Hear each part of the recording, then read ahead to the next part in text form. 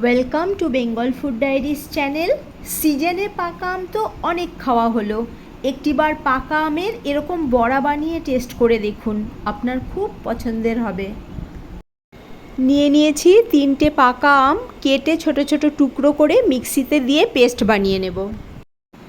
একটা বোলে নিয়ে নিয়েছি 200 গ্রাম সরু দানার সুজি, সাথে নিয়েছি 250 গ্রাম পরিমাণ ময়দা, ওরই মধ্যে দিয়ে দেব পরিমাণ মতো নুন, 1 চামচ মৌরি। এবার ভালো করে মিশিয়ে নিতে হবে। মেশানোর কাজ হয়ে গেলে এরই মধ্যে দিয়ে দিচ্ছি আমের পাল্প, সাথে স্বাদ মতো চিনি।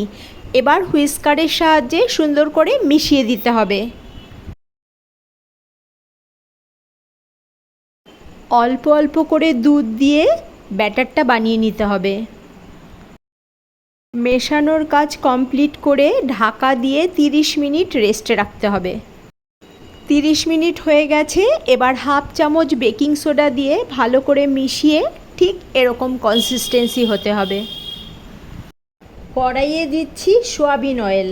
অয়েল গরম হলে এবার ওই ব্যাটার থেকে অল্প অল্প করে নিয়ে বড়ার শেপ করে দিয়ে দিচ্ছি।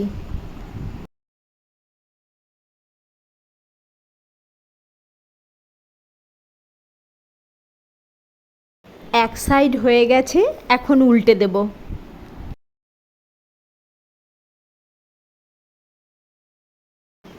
উল্টে পাল্টে সুন্দর গোল্ডেন কালার করে তুলে নিতে হবে। প্রথম ব্যাচ তুলে নেওয়া হয়ে গেছে, আবারও দিয়ে দিচ্ছি। আমের বড়ার রেসিপি যদি ভালো লেগে থাকে প্লিজ একটা লাইক করবেন। চ্যানেলে নতুন বন্ধু হলে চ্যানেলটিকে সাবস্ক্রাইব করে পাশে থাকবেন।